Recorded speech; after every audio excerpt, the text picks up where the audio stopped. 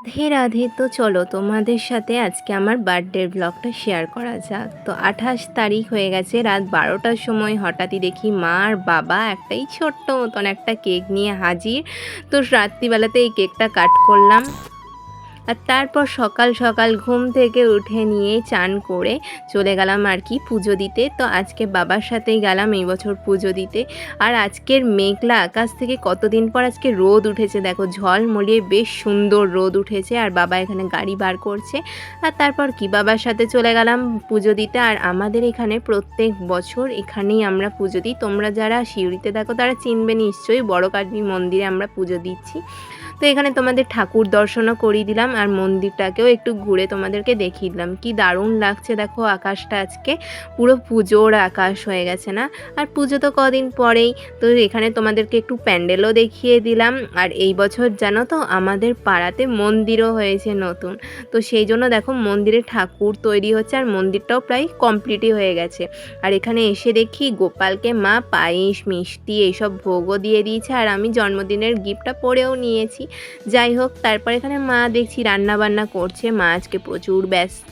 তো যাই হোক, এখানে মায়ের ভাজাভুজি প্রায় কমপ্লিট। আর আমি এখানে পনিরটা আর কি কাটছিলাম, মা বললো একটু পনিরটা কেটে দিতে।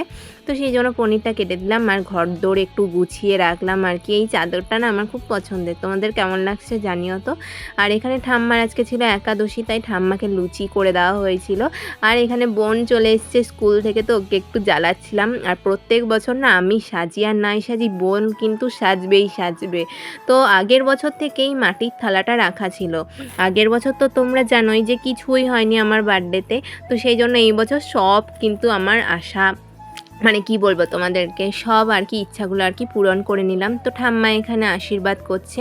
আর বোন যেহেতু পাশে বসে আছে, বোনেরও কিন্তু কিছুদিন পর জন্মদিন, তো বোনকেও আগে থেকেই আর কি ওকে বার্থডের আর কি করা হলো।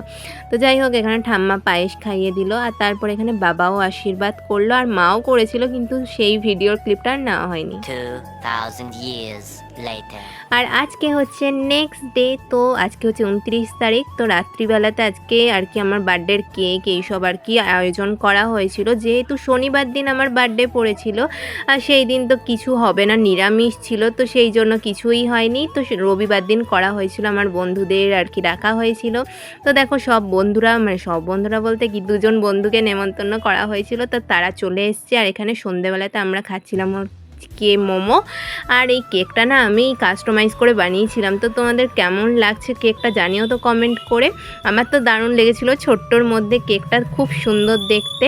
আর এখানে আর কি ওই পার্টি প্রপার যেটা বলে, তো সেইটা ফাটানো নিয়ে আর কি সবাই ভাবছে কখন ফাটবে, আর কেউ ফাটাতেই পারছে না। তো যাই হোক, শেষমেশ কিন্তু মা ফাটিয়ে দিয়েছে পার্টি প্রপারটা।